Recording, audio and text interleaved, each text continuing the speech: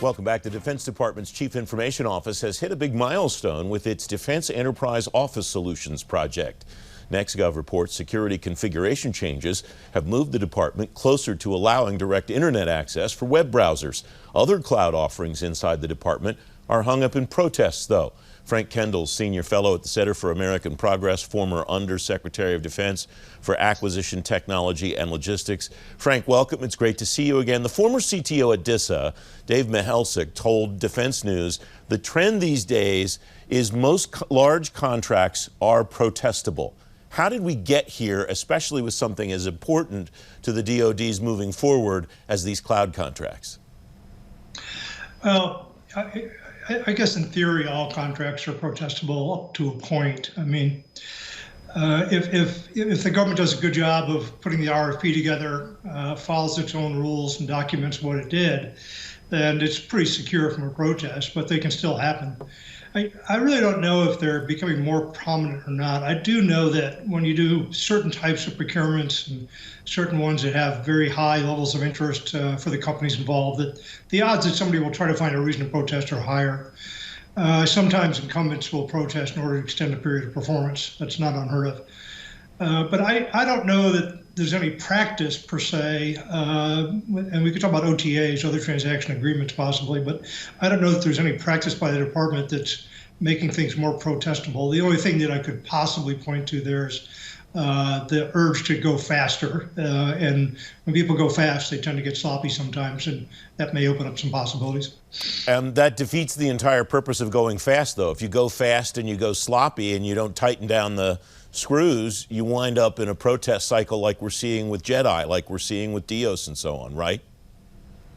Yeah, that's true. And also when you're exploring new ground, OTAs are kind of a blank sheet.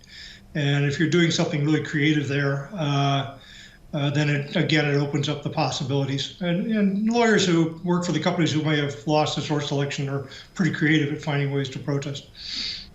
Is it significant that we're seeing, at least perceiving, a higher level of protests in some of the high-profile process things? We're not seeing nearly as many protests, or hearing about as many at least, in weapon systems, but it's things like cloud contracts and back office systems and O&M and stuff like that, Frank. Does that make a difference as far as something in the landscape that you see?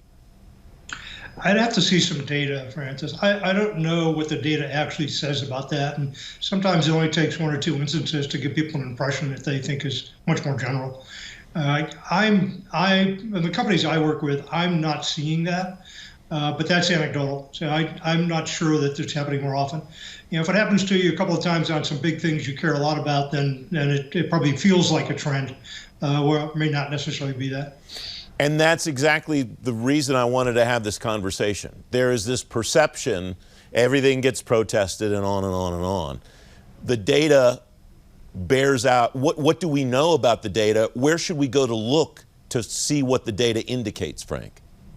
I used to publish data on this. It was the annual report that I used to put out on the performance of the acquisition system, included data on numbers of protests, what types of contracts were protested, and the outcomes. And the data shows that most things are not protested. A relatively small fraction and a very small fraction wins on a protest. It's not a high payoff endeavor to protest a contract. What makes this situation better if it's bad in the first place? And obviously we look at the data to determine that, and we will do that. But what improves the situation, at least in the minds of the people who potentially will lodge protests in some of these high-profile cases? Well, the first thing is do the job right up front from the government side. Write a good RFP, put out a good set of requirements, a good contracting approach, good acquisition strategy, write good rules for the source selection, for the evaluation, make sure they're clear to industry so people understand what you're doing, and then follow those rules and document what you did, because if you have to go to court, you're going to have to go show that you followed your rules. And if you can't do that, you're going to have a harder time. A good example of this one, and it's relevant to the types of programs you're talking about, was healthcare management software, the Genesis system. I told the Secretary of Defense at the time we started out on that he needed to give me the time up front to get the contract RFP right and get the contract vehicle right. And he was very good about that. Secretary Hagel at the time, let me do that. I took about a year and a half, I think, with my program manager to get it. Worked hard with industry. This was a novel thing for us. We hadn't done something like this before. So in a case like that, you do need to do a little bit of homework. You need to interact with industry, and you need to be very careful and think through ahead of time the reasons people might want to protest, so that you've covered those bases and made sure that you're not vulnerable there. We have about it's worth that investment up front. We have about a minute left, Frank. Does that process that you just laid out intersect appropriately, intersect well with the idea of trying to move quickly on things, as the department talks about so much today? In the long term, it does. I mean, if you lose 100 days for a protest, and then you lose another year and a half redoing the competition, or another year, let's say, as we have in some cases, then you're really not gaining anything by going fast.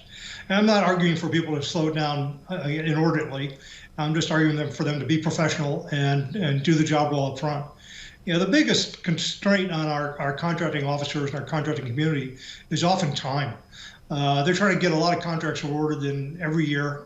They're under pressure to meet their obligation rates. And it's easier for them to use proven vehicles that they're used to and are familiar with. As we go into more OTAs, as we go into more novel contracting approaches, we're taking some risk with that. And that may be merited. It may be a really good idea to try a different way of doing business. But you got to do it with your eyes open and be aware of the fact that because you're the government, you've got an obligation to treat people fairly. And if they think they have not been treated fairly, they will protest. Frank Kendall, thanks very much as always. Great to see you. Great to see you too. Thanks, Francis.